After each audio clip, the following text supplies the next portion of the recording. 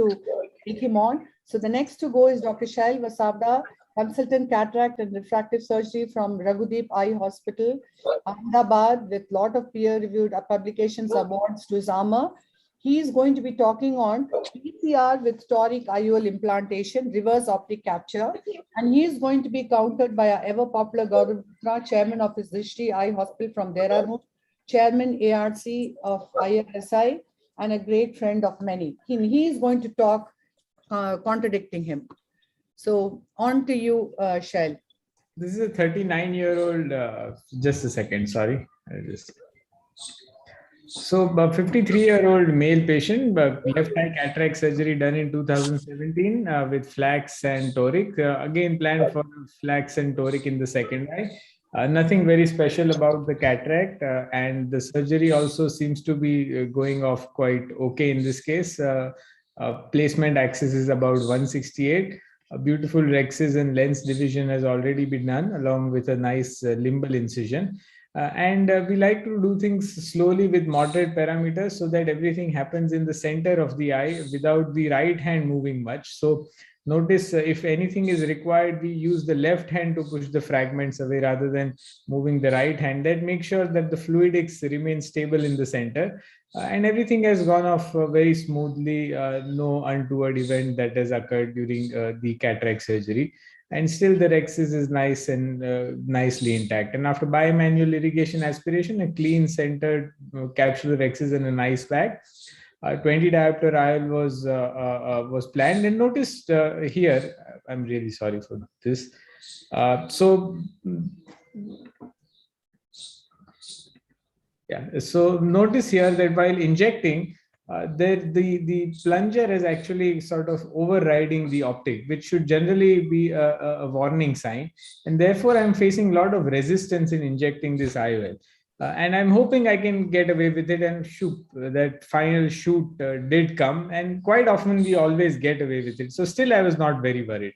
But now, having repositioned the IOL, I can notice this large split in the posterior capsule that has occurred due to my forceful injection. So now I'm in a situation where everything was okay. I've injected the IOL in the bag, and there's a PCR extending up to the equator. And what should we do next? Should we explant the IOL and put a 3-piece in the sulcus? That would be quite traumatic in this situation. So having had some previous experience of reverse optic capture for negative dysphotopsia, we decided that this is an option to consider in this case, where there has been no further disturbance of this area and we are not going to be working in this area. So by reverse optic capture, what we mean is the haptics are in the bag and the optic is being pushed up. And we also have to make sure that the IOL is put into position at 168 degrees. The Varian overlay is not seen over here. And finally, after a lot of struggle, we have been able to achieve this. And this dumbbell sign that you see is the optic is above the anterior capsular axis with the haptics inside the capsular bag. Always make sure in the end that there is no vitreous disturbance that has occurred. Fortunately, there was none. Of course, you don't go behind the IOL to remove the viscoelastic in such a situation. Therefore, we prefer to give mannitol post-operatively and more anti-inflammatory and IOP lowering the early post-operative period, and avoid shallowing of the chamber even until the irrigation port is out. And this is how the patient looked at the end of surgery. Stable IOL at its position, 168 degrees. Pupil is coming down nicely, and now this IOL is not going to move, and the patient is very happy. He doesn't know anything has gone differently than what we would have planned otherwise. Another similar case, a 39-year-old female, diabetic, PSC cataract, and we have a large PCR with 3/4 of the nucleus remaining. So first things first, forget what IOL, what have you planned. First is you have to tackle the vitreous, and we find going through the pars prana helps in draining the vitreous from this open area. And therefore, we are able to avoid more vitreous prolapse and able to symmetrically remove vitreous even around the posterior capsular tear, so that there are no unequal pockets of vitreous left behind. And having done adequate vitrectomy all around this area of the posterior capsular tear, we are then ready to consider lens removal for this. And it's very surprising that if the vitreous is clear, in spite of such a large capsular opening, the chances of this dropping are much lesser compared to if there is already vitreous present, which is entangling the fragment. Then it gets immediately sucked up and drawn into the area. So fortunately, we were able to remove the entire lens and the cortex uneventfully. And this is what we ended up at the end of the lens removal.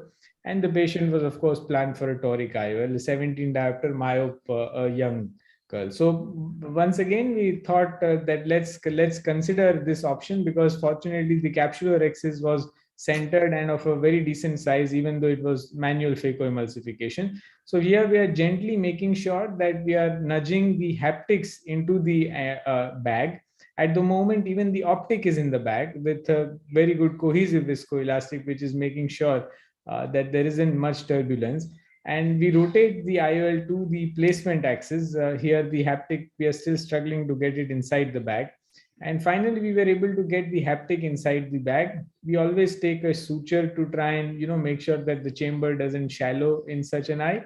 And then now with the spatula, we are pushing the optic above the anterior capsulorhexis, keeping the haptics in the same position. This is it is little challenging and not always easy to perform, particularly if you have a larger capsulorhexis. It's sometimes very difficult. And fortunately, we were able to achieve a reverse capture even in this eye at the end of surgery. And the patient, this is the patient at 3 years follow-up now. The position of the toric is still the same, and you can see the anterior capsulorhexis below the optic. So it is a useful option in the surgical armamentarium for all of us. Can be done with a single piece IOL design, including a toric IOL. But be very careful. Don't do a normal optic capture with haptics in the sulcus with a single piece IOL. The prerequisite, of course, is that you need a smaller anterior capsulorhexis.